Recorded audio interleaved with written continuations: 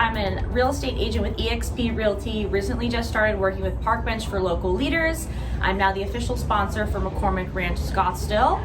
And we are here today at the VIG with Jeremy Pacheco. He's the executive chef and culinary director for Genuine Concepts. This is one of the 5 locations that they operate here in the Valley.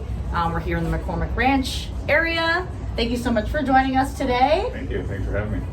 Great. So let's kind of just start by telling us when you started with Genuine Concepts and what you did before then. I've been with Genuine Concepts for about a year and a half now. Before that, I was in the resort at a boutique hotel here in town called the Hermosa Inn, if you're familiar. For the last 10 years, and before that, I'd spent some time at the Wynn in Las Vegas. Okay. Awesome. So you said about a year and a half. Do you spend most of your time here at the VIG? I run around all 5 locations.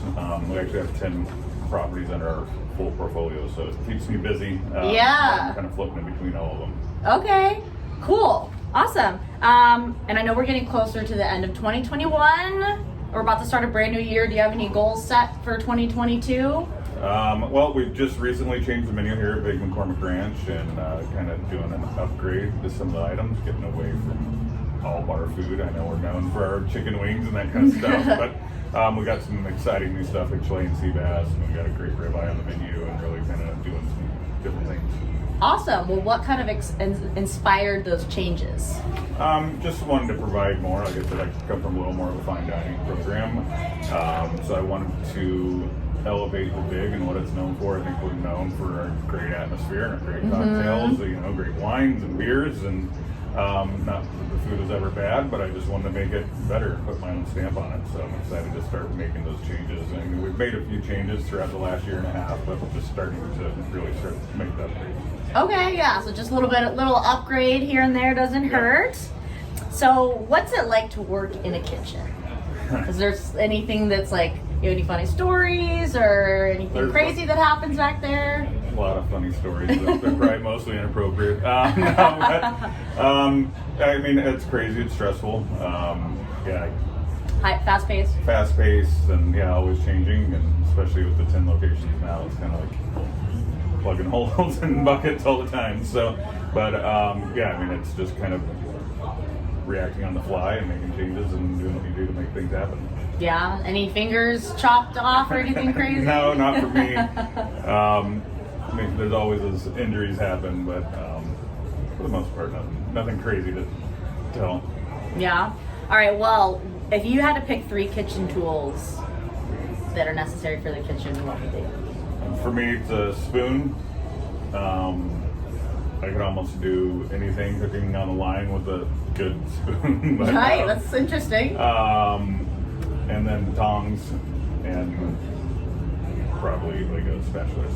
Okay, so pretty simple tools. Yeah. But I was expecting something like crazy that I've never heard of. No, I mean, I guess I revert to line cooking and what we're doing as far as putting the food out. And I mean, like I said, I could do saute to anything with a good spoon. So true. It's funny. I always thought chefs that were weird and always had a spoon on.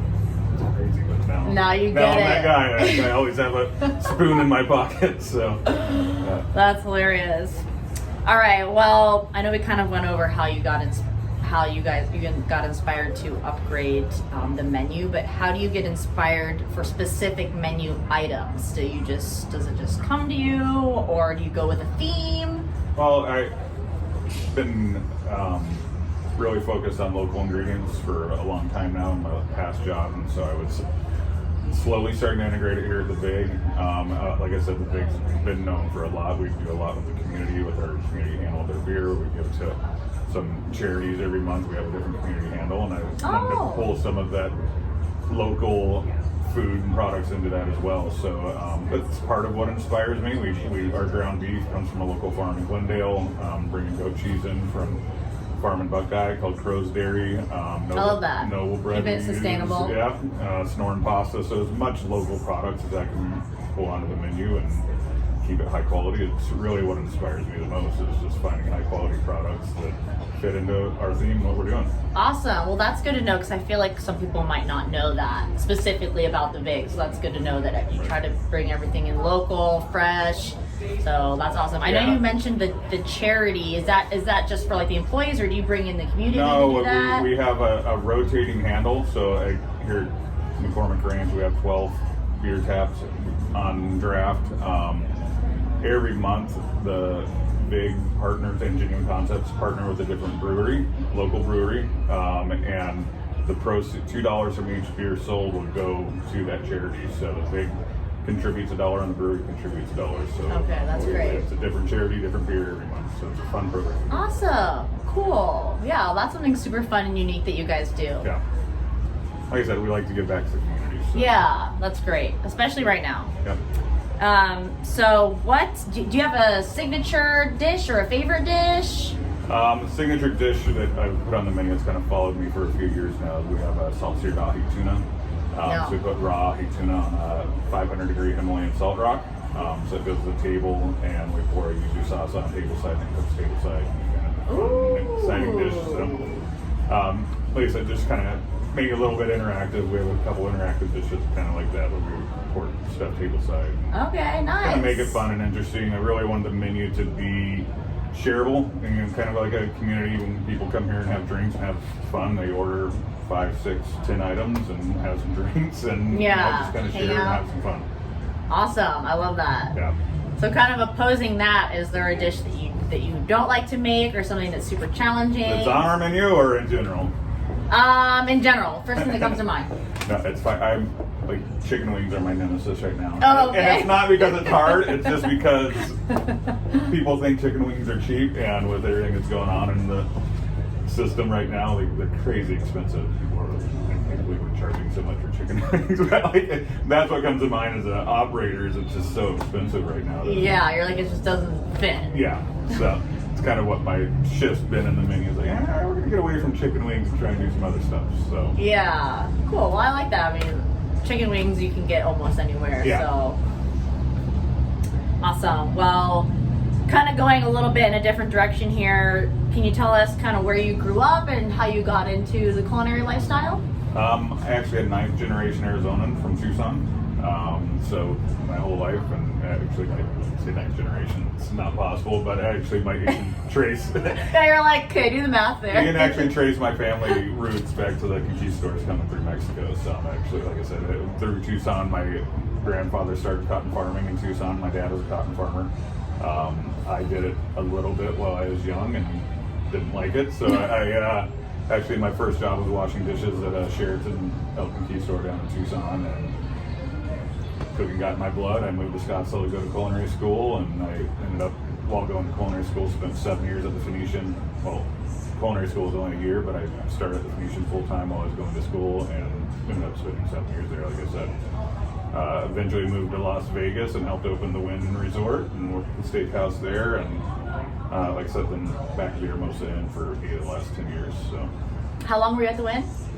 7 years total. So I did 5 years. Back and forth. Yeah, they talked me into going back for a couple of years, and it only took 2 years for me to remember why I left Vegas. I'm like, all right, get me out of here. It's time to get back home. I can understand that. Yeah, I can usually only do a couple days at a time. Yeah, no, I had no interest in even visiting again. So I moved back You're out. like, I'm Vegas out. Yeah, so eventually, but yeah. Not recently.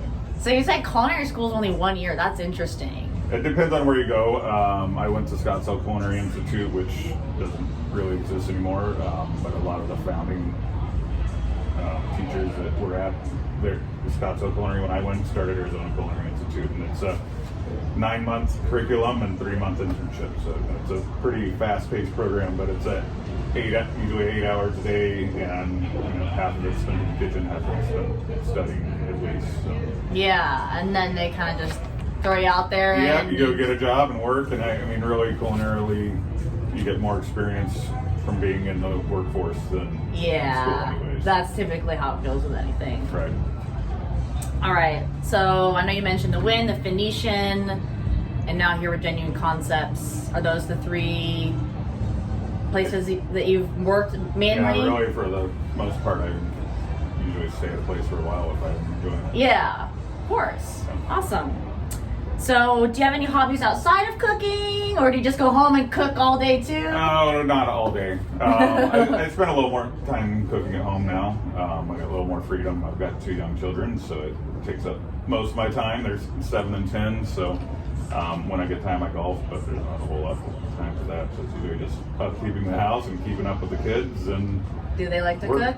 A little bit. They'll help as long as I can keep them concentrating. So it's probably a little more frustrating for me having them help. Like I love having them help pulling my hair out because they don't listen too well. So Yeah. I remember when I was a kid, I used to watch cooking shows, and I used to think I could like do exactly what they were doing, and then my parents would just be like, "What's going on in the kitchen?" yeah.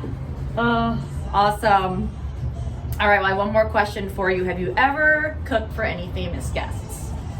In Vegas, I can't think of anyone offhand, but in Vegas we had multiple. We actually had David Hasselhoff come in the kitchen. It was gonna. He came into the kitchen? Yeah, and we had a ton of celebrities come up there to say yes. I had to sit down and think about it a little bit more. Stevie Nicks was most recently at the Hermosa Inn. She was at King of the Lawns and ate on the patio with her crew. So it's the 2 first ones offhand that I can think of. Awesome. Well, that's exciting. Yeah. So you can just say you cooked for them. You're Yeah. like, yeah, I made that ahi tuna. Yeah. No, it's been a favorite I've been, so. Yeah. Awesome. Well, is there anything else that you want to share, or? I don't think so. I think we've kind of hit on it. Like I said, we're really excited for the new menu and the direction we're going with it, and hope to have the neighborhood come in and enjoy it. Yeah, I'll be sure to post like a little clip of the new menu too. Yeah. But yeah, other than that, thank you so much for sharing. I'm super excited for your new career with Genuine Concepts, and excited to try out the new food and see how the menu upgrades and gets inspired by your taste. Great. So appreciate it, and hopefully we get to maybe do this again sometime. Right. Too. Love to. Thank you. All right.